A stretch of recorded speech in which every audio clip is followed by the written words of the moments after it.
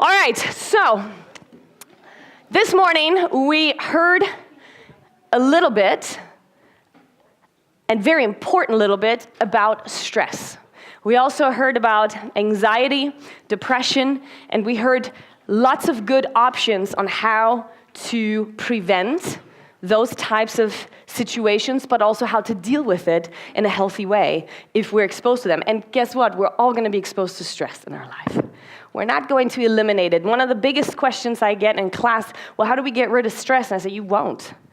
You can't actually control some of the circumstances around you, but you can control how you respond to what's taking place, right? And so one of the things that was mentioned is that physical activity and exercise is one of the key ingredients as prevention and also treatment for many of these conditions we talked about. And so now for the next few minutes, I want to take you on a little journey into probably my biggest passion, and that is really the concept of moving to live.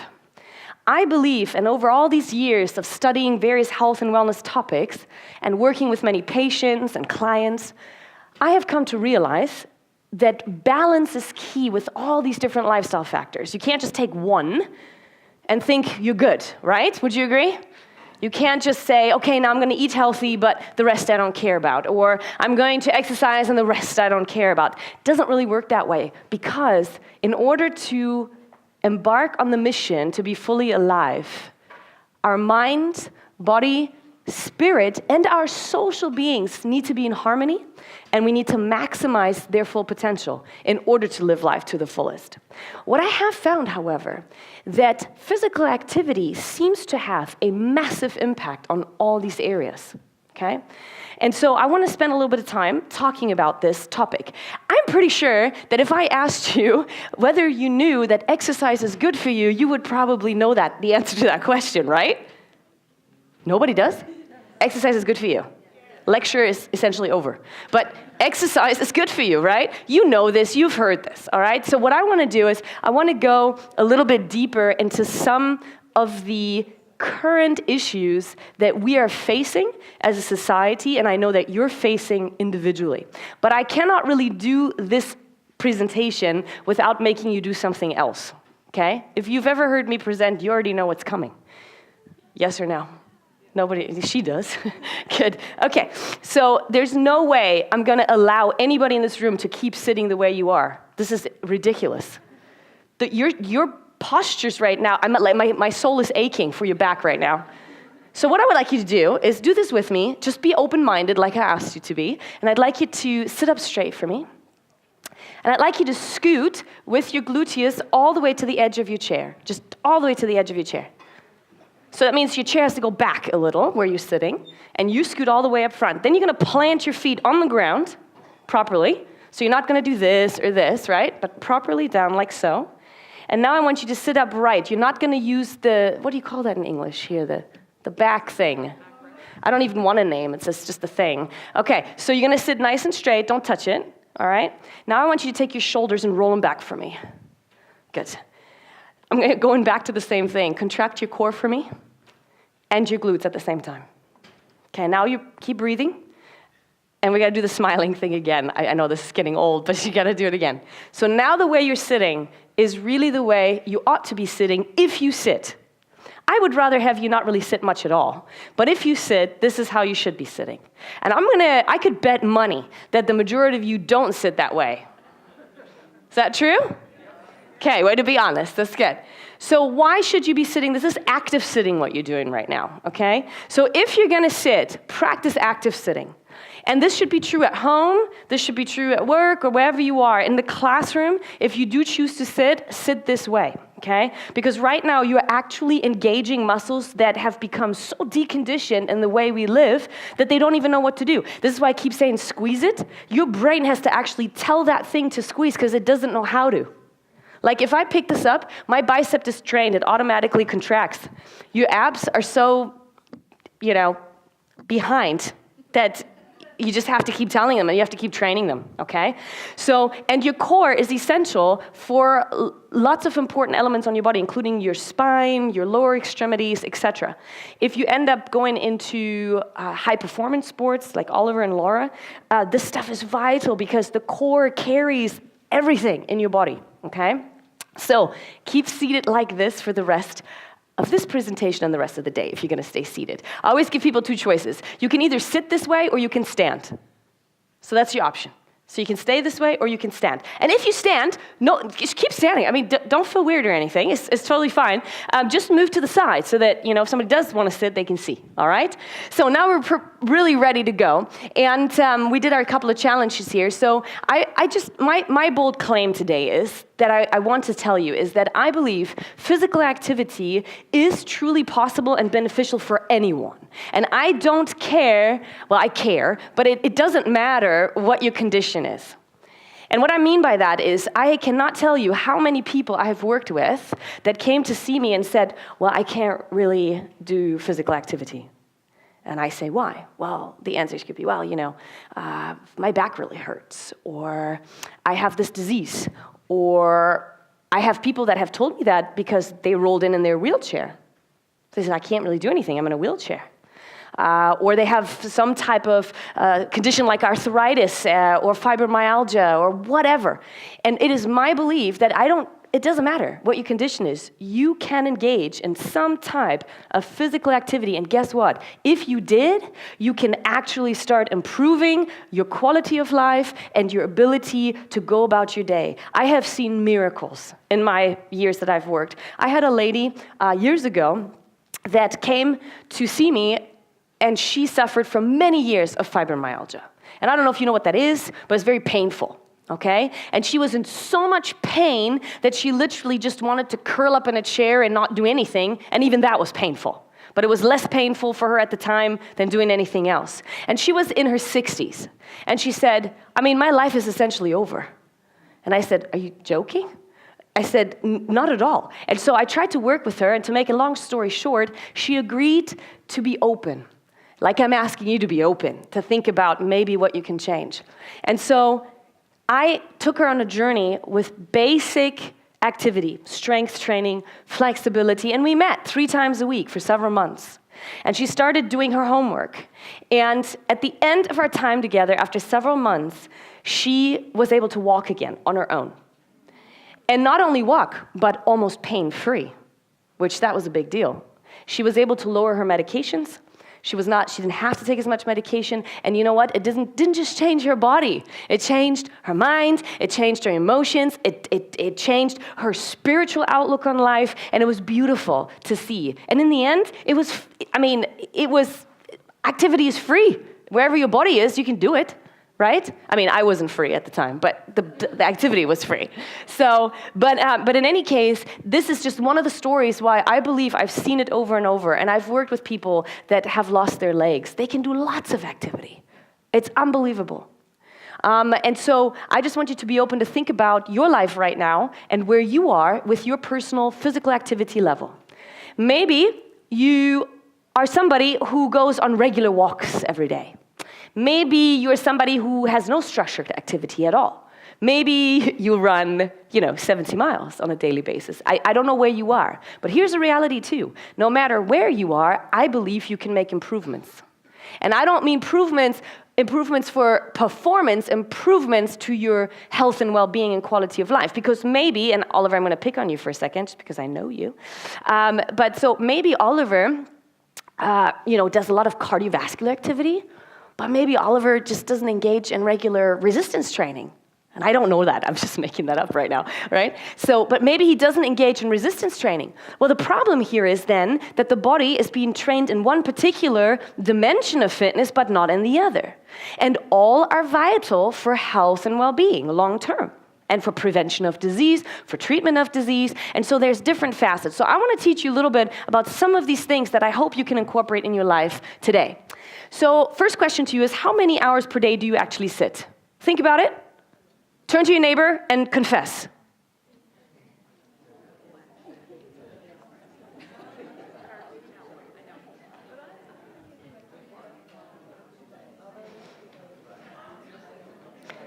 All right, quick poll. Which one of you sits on average, give or take 7 to 8 hours a day? A few? Who sits more than that on average? Who sits less than 3 hours per day? A couple of people. Okay, a couple of people. Less than 3 a day. Well, let me tell you something. The ideal would be for your ability to live life to the fullest, you have to find a pathway to sit less than 3 hours a day. Because our system will not function to the fullest ability if we sit more than that throughout the day. Now, there's some tricks we can use to manipulate that a little bit, but by and large, we're sitting a lot. And as you can imagine, in the United States, we really enjoy being number one, and again, we are number one in sitting the most every day. Not to say that the other countries aren't far behind. Western society is very similar, okay? So this is really a first place we should not be proud of, and we should actually do something against it. And what can you do against sitting that much? Yeah, not sitting. It's a pretty simple answer. It's very interesting because people, I have this conversation all the time. People say, well, I don't know what I'm supposed to do. I have to sit. And I said, who told you you have to sit? And then they're like, well, I think that's what we're supposed to do. I said, well, who told you? And well, nobody told me. I said, well, then you don't have to sit. If nobody told you you have to sit, then you don't have to sit. So in the end, it really goes back to what we call our internal locus of control, right? We have choices we can make, right? Right now, you have a choice to make. I already gave you a choice. I said you can sit active or you can stand. Interestingly enough, there's like 2 people standing. My plan is to give you guilty conscience right now, obviously.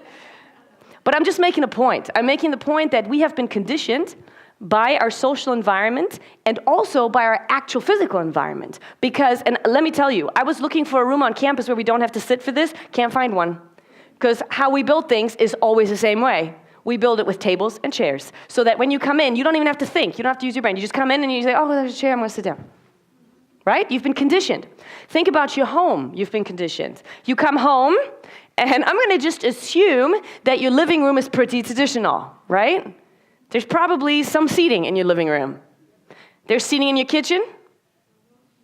Maybe a dining room, okay?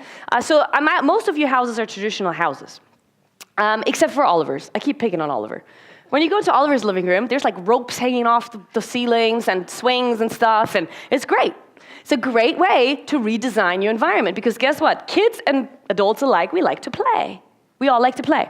And so in my living room, I do have a little love seat because it's a sentimental thing from my parents, and so I have it. But other than that, I usually have also, like up here, did you notice we threw a bunch of stuff around up here? Did you see that? Really, this is an illustration of how I like to live. So I usually have all my stuff just rolling out in the living room because it prompts me when I come home to not default into saying, oh, I'm so tired from work because I sat for 8 hours, I need to sit some more. So we come home and then there's stuff, you know. My friend's here too, and we have a little thing going on because my living room is kind of wide and open, and we sometimes say, can you come over for some carpet time? Because we just lay on the carpet, right? And that's what we do. So, but anyway, we have been conditioned.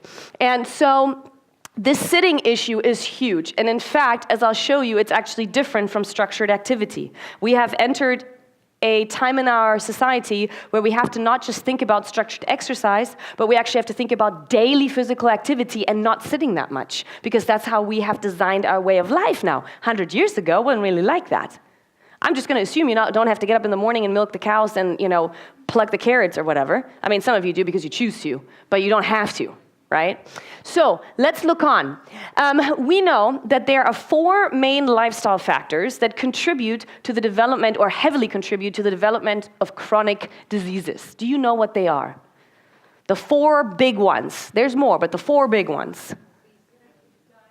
Okay, so I'm hearing diet. So poor nutrition. Okay, what else? Physical inactivity. And then what's the other 2? The top ones, smoking and drinking, okay? So those are your top 4, okay? That contribute to the development of chronic disease and a low quality of life. Because in the end, folks, I really believe that it is much more important to live life to the fullest when you are alive and not be so concerned with living to 100. Because what's the point of living to 100 if your quality is not so good, right? I may be alone with this philosophy, but that's just what I think, okay? I have a little graph for you, and I just pulled this. This is recent data about physical activity levels in the United States. I think you know the answer to this question. Do physical activity levels increase or decrease as people get older? It decreases. So look at this little chart with me. You can't probably read everything, but doesn't matter. You can see the idea here. So basically, this is the total in green, and then the next graph here is male, and the next is female. And this is the age, 18 and over going, upward to 75 and over. So you can see as we get older, we move less. Okay? What you also notice is that on average, females move less than males. But males don't feel so proud because the percentage is pretty low too, okay? So, but this is what we're looking at. And I'm telling you, every year when new statistics come out, I'm thinking, okay, we're getting this information out there. People know about this. And I'm always hoping the next time statistics come out, it's gonna be better. And guess what? It's not. And I have come to the conclusion, realization that yes, the information is important, but here's the key, and this is what we're stressing today. Unless you're going to translate what you know into doing, it's worthless. We think that if we keep telling our friends that carrots are good for you, you think you don't actually have to eat them because you're talking about carrots. If we think we have bought a gym membership, but we never use it, in our minds we think we did something really good for ourselves. That's the problem. It's the problem of the mind of not being able to translate theory into practice. And theory without practice is worthless, especially in health. So now is the moment to ask yourself critically about what I'm saying about your own life. Insufficient physical activity is the 4th leading cause of death worldwide now, as an independent risk factor. This is a little chart I circled for you, number 4, physical activity, right here. And this chart is really amazing. I found this from the Cooper Institute. Some of you might have heard of the Cooper Institute in Texas. And they did a study trying to isolate different factors and as they have an effect on mortality. Turns out that cardiovascular fitness is the highest indicator of mortality. That's a big deal. So just for you, if you don't know, cardiorespiratory fitness relates to the fitness of your heart and your lungs. And in order for that to be fit, you have to train it. And let me tell you, and I know this is going to be harsh for some people, but today is the day of truth. Simply going on a 20-minute walk every day will not train your cardiorespiratory system. It will keep it in better shape than if you weren't doing it, and it has other health benefits on your mind, on other parts of the body, so I'm not discrediting if you do that, but the fitness piece requires more. Do you understand? Okay, so let's continue. I'm just going to scroll through here. These are some of the diseases that have a very high correlation to physical activity. So in other words, you could cut your risk of developing these diseases just by becoming physically active significantly. Significantly, and I'll show you some numbers. Globally, 1 in 4 adults is not active enough, and that number is rising. And you know what else concerns me? That number is also really high among children and adolescents. You know that in the United States, physical education has been cut across the board repeatedly, and now our kids are going to school at 8, and then they come home at 3 or whatever, and during that day, maybe they got lucky if they had some recess. That's it. I'm sorry, I'm going to go off on a little tangent for a second. Where did we come up with this idea that kids should sit still? That is probably one of the dumbest things I've ever heard. Because you know what? Our bodies are created to be active. That's how we're made. Our entire system wants to be active. And what we do is from little on, we are conditioning ourselves to do the opposite the way we were created. It makes no sense. Our systems are faulty. And we have to do something about it. The best way to do something about it is to be rebellious yourself. Right? So when you think you're told to sit, don't sit, move. When the kids want to be active, don't tell them not to be active. Right? Are you with me? I feel like this is just my opinion. Yeah, somebody nodding? That's good. Good, okay. So this is a little chart, and you can see colors up here. The darker the color, the less active those regions are, okay? So you can see around the world, physical inactivity is definitely a problem. More than 80% of the world's adolescents now are insufficiently physically active, and that number keeps going up. And you may have seen this, and you may not have seen it, but I do want to put it up there for you. Have you seen this before? No? Okay, so let me summarize this for you.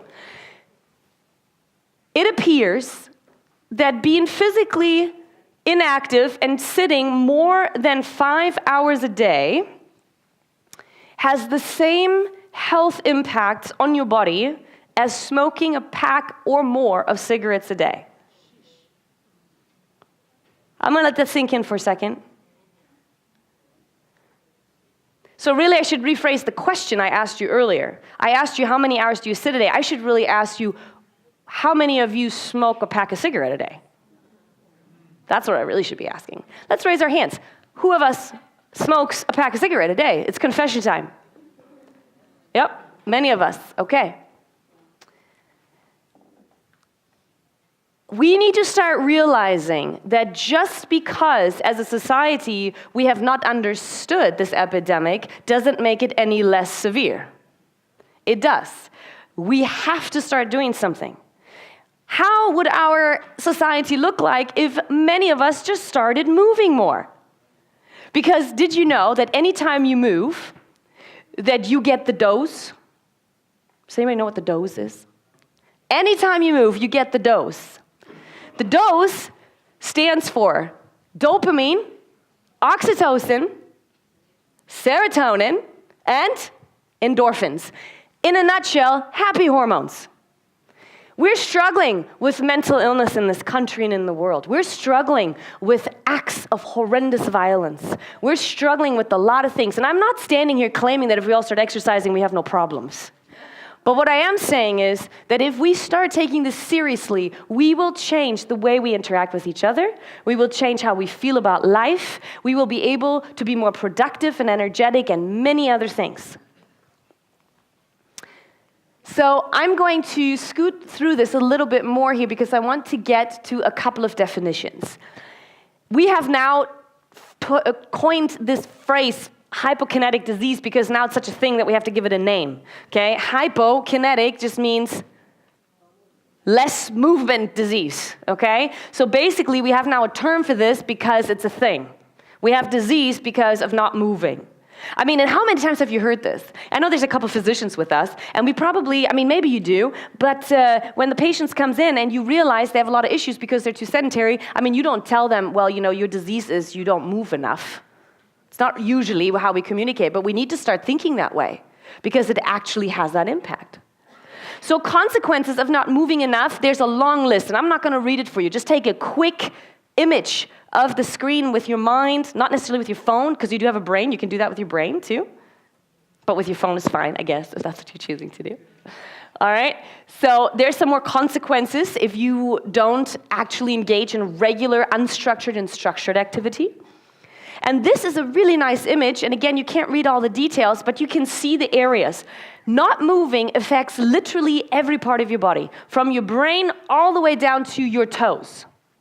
In fact, the second you sit down, your electrical activity in your legs just shuts off, the second you sit down. After 20 minutes, oxygen delivery to your brain is diminished so much so that you get sleepy and you can't really think well, right? You know what I'm talking about. And so it's really funny in school, since we're in an academic setting, you know, we as faculty, we talk a lot. And I think our favorite subject to talk about is students, apparently, because that's what we do. And so many times we talk about, you know, man, what is going on with these students? They're so sluggish, and they're sleepy, and all this kind of stuff. Well, I think the answer is pretty simple. It's just a physiological phenomenon, you know, and it's possible that some of us are boring, but you know, we like to think we're not. But in the end, it's a physiological phenomenon. If they sit more than 20 minutes, they can't think the same, and they can't even fathom what we're saying to them anymore, okay? So think about that. I think that every seat in our society should have a sign just like we have for cigarettes. Every seat should say, warning, this will kill you. What would happen? My challenge to you today, and this is realistic, this is not supposed to be a joke. When you leave today, I want you to spend the weekend surveying your environment, at home, at work, wherever you go. And I want you to start making signs that say that. And I want you to tape them to all the things, all the chairs and sofas around you in your work and your home. Can you do that for me? Because I'm going to tell you right now, it will make a difference on your mindset. Start visualizing what is bad for you. Okay? We do this with food. Some people do this with food. You know, my cabinet has a permanent imprint that says, don't touch that chocolate, you know, or whatever. So some of you do that. Physical activity in itself is not the same as exercise. Physical activity is a term that refers to any bodily movement you do. So what I'm doing right now up here, I'm physically active. I'm not sedentary. I'm moving around. I'm physically active. But is this exercise I'm doing? No. This is not exercise, and that's another problem. When I have patients come in, or students, and we talk about their plan, one of my first questions is, do you exercise? And often I get the answer, yes. And I say, tell me about your exercise. What do you do? And I'm not making this up. The number one answer I've been getting over the last 10 years is, well, when I go to the grocery store, I park farther away, and then I walk in. And that's the exercise. And it puzzles me that this is what we think is exercise. It's not. It's good if you do that, park farther away from the grocery store, and then you walk more, and that's good. But it's not exercise. It's physical activity. And do we want more physical activity? Loud. Yes, okay. We want more of that. But we also want more of exercise. And exercise is, and I want you to read this with me as a little activity, okay? Look up here. Exercise is a subcategory of physical activity that is loud, planned, structured, repetitive, and aims to improve or maintain one or more components of physical fitness. And we also need exercise. So we need activity that we do intentionally because our lifestyles don't do it automatically anymore, but we also need structured exercise. And structured exercise is necessary for four key things: cardiorespiratory endurance fitness, muscular strength, muscular endurance, flexibility, and really your body composition.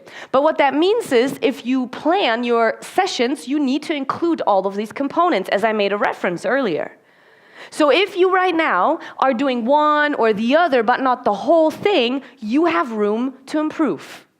You have room to stretch more, to work on your muscle strength, your muscle endurance, and your cardiorespiratory fitness. And on top of that, going back, many of us are still trying to work on being more active. And the best way to measure that is through counting your steps, because then you just know what you're doing. Quick raise of hands. How many use a tracker of any sort? Good, a lot. So maybe Fitbit, Garmin, whatever you do, okay? You use a tracker. How many steps do you want to aim for?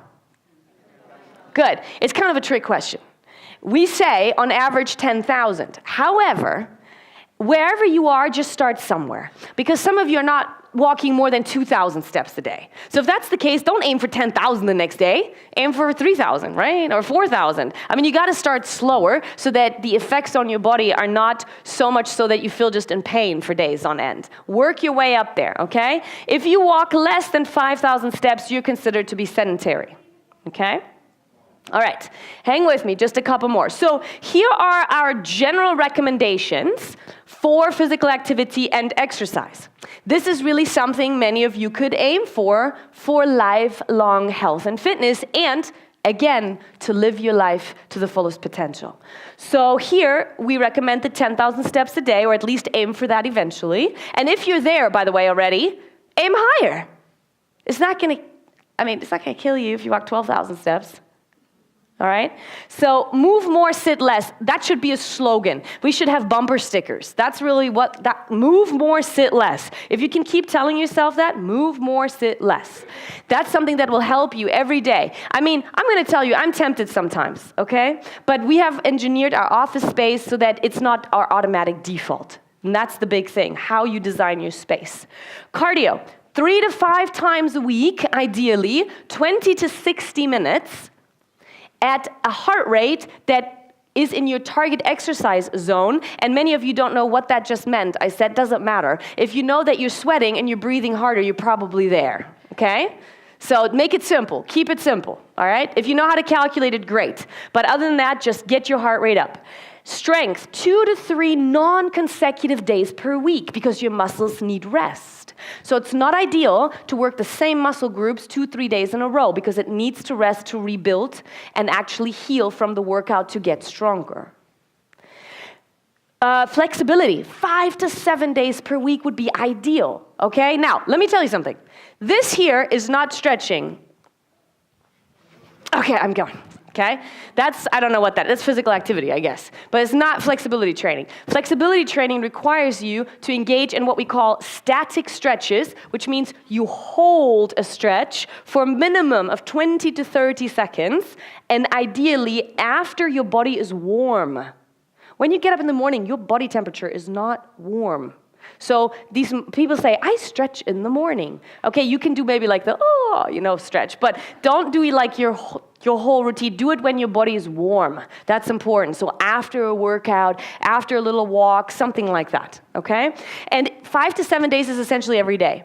Stretching is the most neglected fitness factor. And let me tell you, rheumatoid arthritis and all those things could be much less if we start integrating flexibility training into our routine, okay? All right, a couple more slides here. I never want to leave without telling you how beautiful motion really is and the benefits that you can get from it. And here's the other key. No matter how old you are, you can get these benefits. This is what I love about activity. So let's just say, the last 50 years, you haven't really done any exercise or physical activity. My answer to that is, well, who cares? Because it's not like you can go back, right? But you can start now. And if you start now, your body will react, and you will reap benefits. You will get younger. So if you're 50 on paper, and you're not really doing healthful activities, you're probably like 70 in reality, okay? But if you start doing that, you can actually get younger. I always like to share this one story. I was just blown away. A study done in the UK. An elderly care facility with a group of 90-plus-year-old folks, all of them either in a wheelchair or with a walker. A group of fitness trainers came in and worked with this group for 8 weeks, doing basic strength training exercises at 90-plus. What do you think happened after 8 weeks? Every single patient walked independently. What does that tell us about our misunderstandings and misconception of aging? Please, I never, if I get to know you, I know you, don't ever say, there's 2 sentences, don't ever say to me, because that sets off a button. Don't ever say to me, I don't have time. And don't tell me, oh, it's because I'm old. It's not true. That is your internal locus of control not wanting to take responsibility. Okay? I know I'm being harsh, but this is the reality. And believe me, I say those things sometimes, then I have to slap myself and say, no, you get on it, okay? So lots of benefits from becoming physically active and engaging in exercise. So take a little image of that so that you know there's so many beautiful benefits for your mind, your body, your spirit, and your social interaction. I don't have much time. I'd love to rattle off all these things. But for example, we neglect social interaction, right? Many married couples, there's lots of married people in here, right? I'm just going to give you a little tip. If you start working out, you're going to have a much nicer love life going on. Fact, there's lots of studies, okay? It's going to be much more enjoyable. You'll have much more endurance. It has emotional impacts. It's wonderful. It actually enhances relationships, okay? So just keeps those things, it goes so far, these benefits, in every area of your life. So here are the numbers I told you earlier, because you have to get some tangible numbers, okay? If you start actually moving, it lowers your risk of stroke by 27%. It reduces the incidence of heart disease and high blood pressure by approximately 40%. It reduces the risk of developing Alzheimer's disease by approximately 40%. It reduces mortality and risk of recurrent breast cancer by approximately 50%. It lowers the risk of developing type 2 diabetes by 58%. And keep in mind, these numbers are isolating just physical activity. So if you coupled this with healthy nutrition, proper sleep, good stress management, good management of anxiety and depression, these numbers will just keep going up, okay? It lowers the risk of colon cancer by over 60%. Active individuals in their 80s have a lower risk of death than inactive individuals in their 60s. Do you guys remember the fitness guru Jack LaLanne? Okay. So I never met him, but of course we've heard about him. And after he passed away, his wife it was also very much into fitness. Did you know that? All right, so I went to a conference a couple of years ago in LA, and she was given a Lifetime Achievement Award on behalf of her husband that she came and picked up. She's over 80 now. She came out on the stage, jogging out on the stage to her little podium, gave a little speech, very energetic lady, and then she said, I would like to just show you that age is never an issue for me at all. Now, I was curious what she was going to do. So she asked this 13-year-old boy to come up to the stage, and she said, we're going to do a little push-up competition. So her and this 13-year-old boy, I mean, he had like nothing on him. He was this lightweight, right? And so he goes up there, and he's just cranking it out, you know, with the push-ups, and she's right next to him cranking it out. And we are thinking, okay, this is going to stop. She didn't stop. She just kept going. And she beat that kid. And I mean, I remember that moment so well because I was thinking to myself, I've got a long ways to go. Because she adopted a mindset where she said, I have been given the choice each day to eat well, to sleep, to manage my stress, to have positive social interactions, to have physical activity, exercise in my life. And not only is she getting older, she's still enjoying life. And she's living life to the fullest. And it was so impactful that I like to share that story because it really makes a difference. It shifts the way we think, okay? So please remember, we are designed to move. This is how we're made. Our bodies work best when we're active. And the more we ask of our bodies, the more efficient and effective they'll become as we push them further and further. It's kind of like they said earlier, you learn to appreciate the challenges you go to, and your body can do more and more. The more fit the body, the more efficient they become. So the knowledge that we have, as I've told you a lot of things today, and if today I just told you all this and you're not going to do anything about them, then my time, quite frankly, didn't do very much. And I can't make you do anything. Unfortunately, I would if I could, but I can't. I can only equip you with the knowledge and hopefully some motivation that now you can take this and make a choice to make changes. You have to do that. So I challenge you to think about that with everything we're going to talk about today to really start making important changes in your life. Because living life to the fullest is something that once you experience it, you never want to go back. Every day I wake up, and I want to share this with you so you can adopt it, and I'm going to have you do this right now. Stand up with me. Every morning, I have a little ritual. I find a window, I go up to the window, and hopefully you can open your windows, and if you can, open your windows, okay? So you stand in front of the window, and you have a nice power pose where you're confident in that you can do things. And then you open your arms up to the sky, and you stand, and this is what I say, and I want you to repeat after me. Today is a beautiful gift. Today is a beautiful gift. I choose to live my life to the fullest today. And I will be unshakable because of God's strength. That's it. And if you say that every day, you start immediately setting your mind with everything we're talking about, and it's an intentional, short moment of pondering your choice that you're going to make every day. So that's what I want to encourage you to do, and I just appreciate so much that you paid attention, that you were with me and participated, and I'm going to hand it over to Gretchen Krivak right now. Thank you guys very much.